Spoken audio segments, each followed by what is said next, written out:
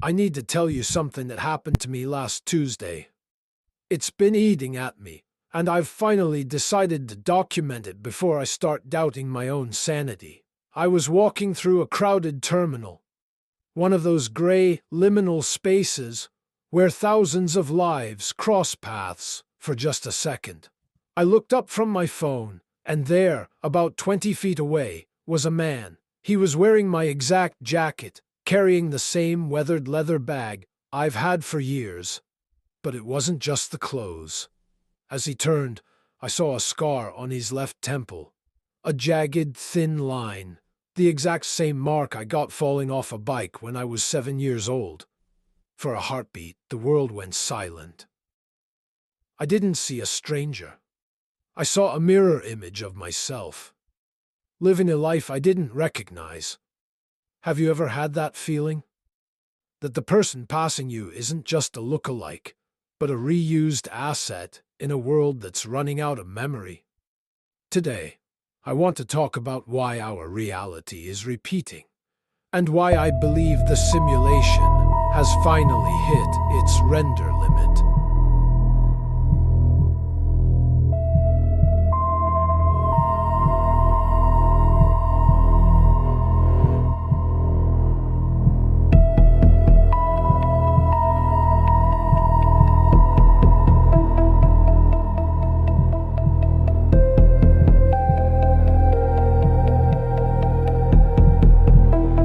After that day, I couldn't just go back to my normal routine. Everything felt artificial. I started digging.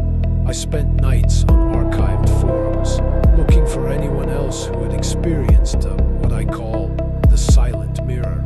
And what I found terrified me. Thousands of reports, buried under the noise of the internet, describing the same phenomenon. People seeing their own gait, their own nervous habits, or their own rare eye colors on total strangers in cities they've never visited. I started to track my own movements through the city, and I began to notice patterns I had been blind to my whole life. The same woman with the red umbrella appearing in 3 different neighborhoods in 1 hour. The same silver sedan with a dented door parked on every street I turned down. It felt like I was caught in a local loop, a localized simulation that was struggling to keep the illusion of variety alive because the data load was too high. I realized then that my original self might not even be me. I might just be a copy of a copy, drifting through a world of echoes.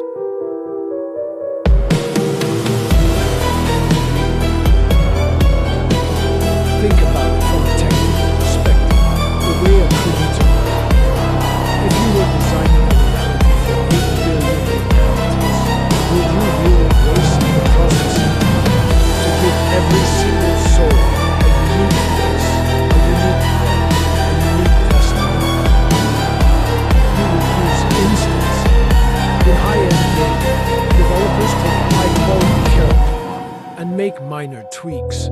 Change the eye color, swap the hair, shift the height. I am now convinced that our reality is doing exactly the same thing. We are witnessing the death of human randomness. As the global population explodes, the randomness engine is getting tired. It's exhausted. It's starting to copy and paste the same 500 million templates across the globe. You aren't unique. You are just instance number 482 of a personality type that worked once, so the Matrix decided to use it again because it was safe. It was predictable, and the system loves predictability.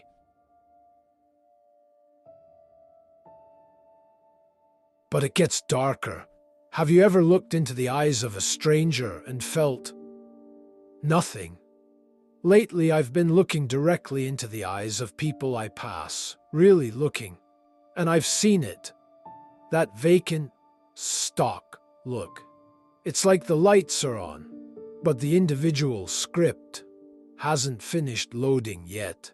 These are what I call the background entities.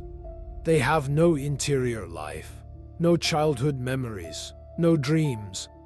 They are just there to fill the frame and make your world feel populated. I've noticed that when I try to engage with them, the simulation stutters. They give generic answers. They move in predictable ways. And if you watch them long enough, they eventually just fade into the crowd. I'm starting to think that the reason we feel so lonely in big cities isn't because of social media. It's because half the people we see aren't actually there. They are just digital ghosts, filler material meant to keep us from noticing the walls of our cage. We are living in a haunted house built of data.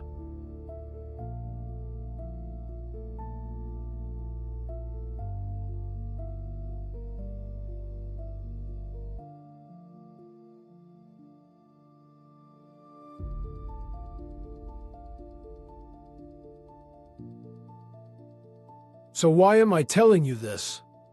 Because once you see the duplicate, you can never go back. I've spent my life thinking I was the protagonist of my own story, but now I'm looking for the main version of me. Maybe he's a doctor in Tokyo, or a farmer in Italy, while I'm just the version of him that stayed behind to record this message for you. Tomorrow, when you leave your house, I want you to do a favor for me. Stop looking at your screen.